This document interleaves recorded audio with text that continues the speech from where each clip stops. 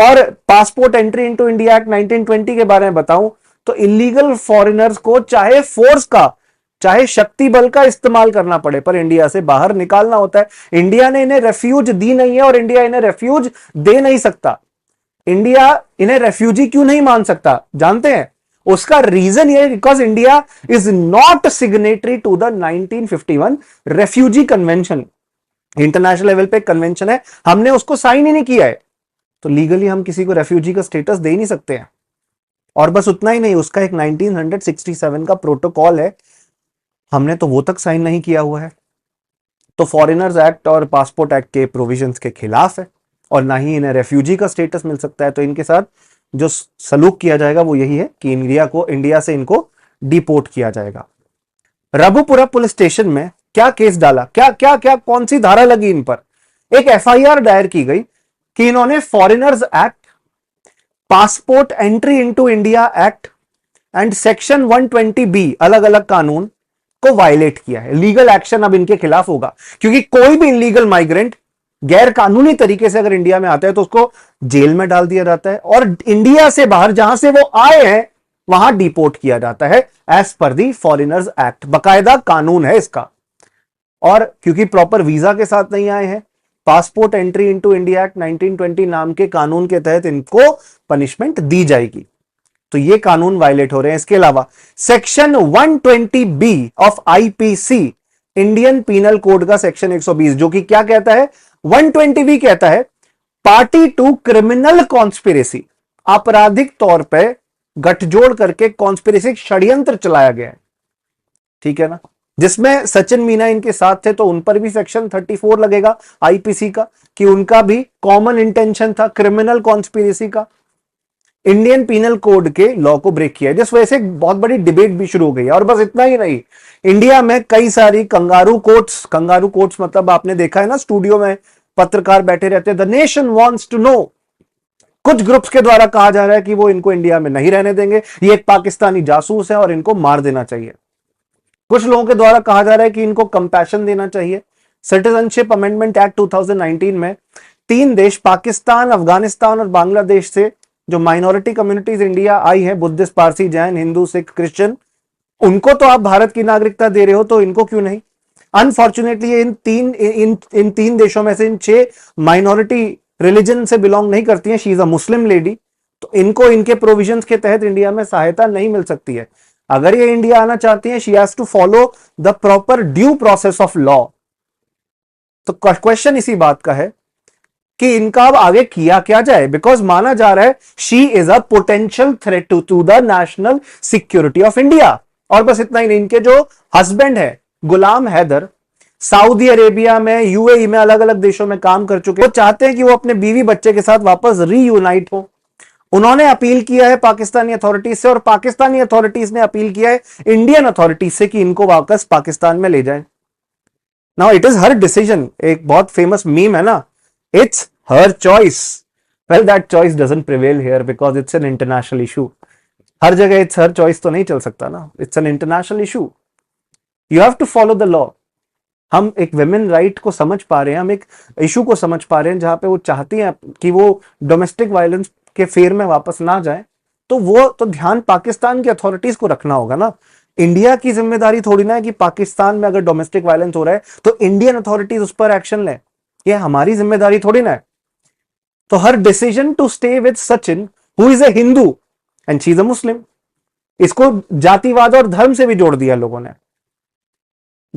जिससे पाकिस्तान में जिस ट्राइब से ये बिलोंग करती हैं वो ट्राइब, वो जनजाति भी इनसे नाराज है और कह रहे हैं आएंगे ही तो मार देंगे। वापस मौत के मुंह में भेजने की बात है, अगर इन्हें वापस भेजा भी इन्हें। तो बस मैं यही कहना चाहता हूं, it is a illegal thing what she has done. और आगे क्या होगा उसके लिए जांच चल रही है, एटीएस भी इंक्लूड हो चुका है।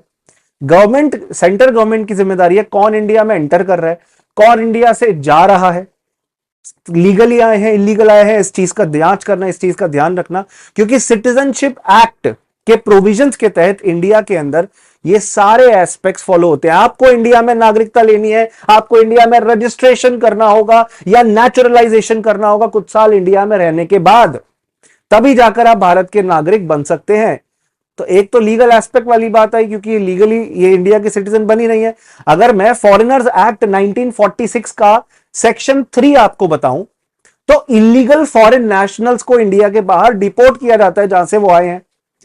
और passport entry into India act 1920 के बारे में बताऊं, तो इलीगल फॉरेनर्स को चाहे फोर्स का चाहे शक्ति बल का इस्तेमाल करना पड़े, पर इंडिया से बाहर निकालना होता है। इंडिया ने इन्हें रेफ्यूज दी नहीं है और इंडिया इन्हें रेफ्यूज दे नहीं सकता। इंडिया इन्हें रेफ्यूजी क्यों नहीं मान सकता जानते हैं? उसका रीजन ये, because India is not signatory to the 1951 refugee convention. International level पे कन्वेंशन है, हमने उसको साइन ही नहीं किया है, तो लीगली हम किसी को रेफ्यूजी का स्टेटस दे नहीं सकते हैं। और बस उतना ही नहीं, उसका एक 1967 का प्रोटोकॉल है, हमने तो वो तक साइन नहीं किया हुआ है। तो फॉरेनर्स एक्ट और पासपोर्ट एक्ट के प्रोविजंस के खिलाफ है, और ना ही इन्हें रेफ्यूजी का स्टेटस मिल सकता है। तो इनके साथ जो सलूक किया जाएगा वो यही है कि इंडिया से इनको डिपोर्ट किया जाएगा। और बस इतना ही नहीं, इलीगल माइग्रेंट कोई भी इस तरीके से इंडिया में आएगा तो उनको डिपोर्ट करने के अलावा there is no other choice, there is no other option. अब नेपाल है, नेपाल और इंडिया की पोरस बॉर्डर है। अभी इंटरनेशनल इशू समझो, नेपाल से ही क्यों क्रॉस करके इंडिया में आ रहे हैं? नेपाल से ही fake counterfeit Indian currency जो होती है, fake counterfeit Indian currencies, fake note Nepal से ही आते हैं। फेक पासपोर्ट पे लोग नेपाल क्रॉस करके चले जाते हैं और दूसरे देशों में चले जाते हैं। आतंकवादी ट्रेनिंग लेने के लिए नेपाल से इंडिया में आते हैं, और इंडिया से एक्सट्रीमिस्ट को इंडिया के बाहर ले जाकर, नेपाल के थ्रू पाकिस्तान ले जाकर, चाइना ले जाकर ट्रेनिंग कराई जाती है। नेपाल की बॉर्डर पे सशस्त्र सीमा बल है जो कि एक सेंट्रल आर्म पुलिस फोर्स है, वो इस चीज को क्यों नहीं रोक पाई? सिक्योरिटी लैप्स कहां हुआ? इस चीज की जांच होनी चाहिए।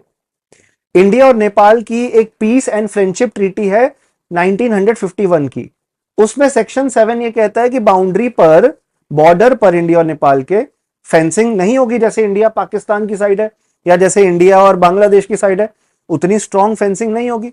हालांकि फेंसिंग पिछले कुछ सालों में बढ़ाई गई है, बट ऐसे फेंसिंग नहीं है अभी फिलहाल जितना होना चाहिए, जिस लेवल पे हमें जो एक पूरा बॉर्डर मैनेजमेंट होना चाहिए वो नहीं हो रहा। एक और एग्जांपल देता हूं, इकरा जो पाकिस्तान के एक सिटीजन थे, वो बेंगलोर में हमारी सिक्योरिटी फोर्सेस के द्वारा पकड़े गए थे।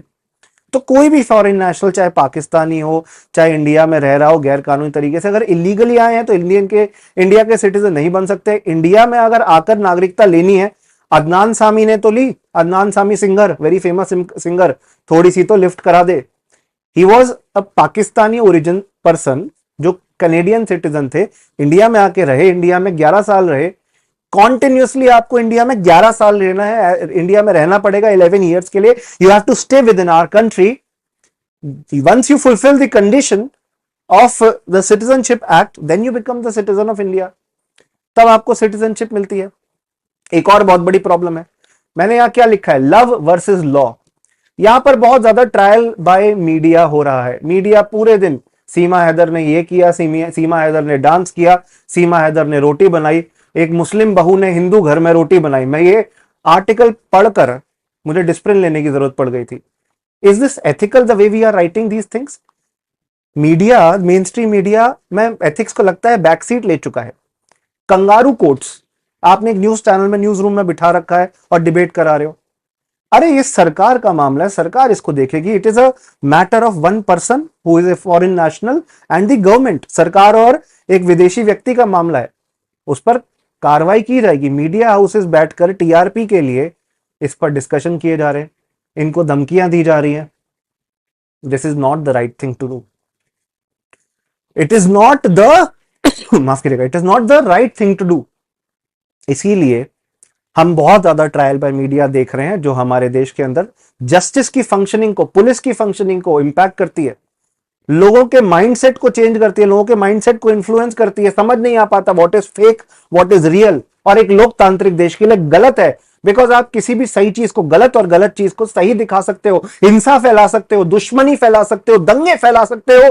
और राइट टू प्राइवेसी जो कि फंडामेंटल राइट है, इंडियन कॉन्स्टिट्यूशन के आर्टिकल 21 के तहत सुप्रीम कोर्ट के कहने पर, जब सुप्रीम कोर्ट ने पुट्टास्वामी जजमेंट में यह अधिकार आप सबको दिया, कि उसका वायलेशन है। What media is doing. It is between authorities of two countries. Pakistan के काउंसलेट को हमने परमिशन दी कि आप आके इन्वेस्टिगेट करिए, इस मामले की जांच करिए, वो जांच कर भी रहे हैं। बस मैं फाइनली यही कहना चाहता हूं कि इसका सोल्यूशन यही है that she will be deported, right. आप इलीगल एस्पेक्ट्स में ह्यूमैनिटी नहीं शो कर सकते, क्योंकि पहले तो लॉ ब्रेक हुआ है, एंड अगर ये पॉसिबल है that she is ISI agent, तो as it is it goes against the internal security. तो इसकी निष्पक्ष जांच, और ये जांच होनी चाहिए कि कैसे वो इंडिया में आई। ऐसा कोई अगर पूरा एक गैंग चल रहा है जो कि पाकिस्तान से या दूसरे देशों से इंडिया में लोगों को लाता है पैसे के बदले, तो उनको पूरी तरह जमीन में गाड़ दो, nip them into the bud.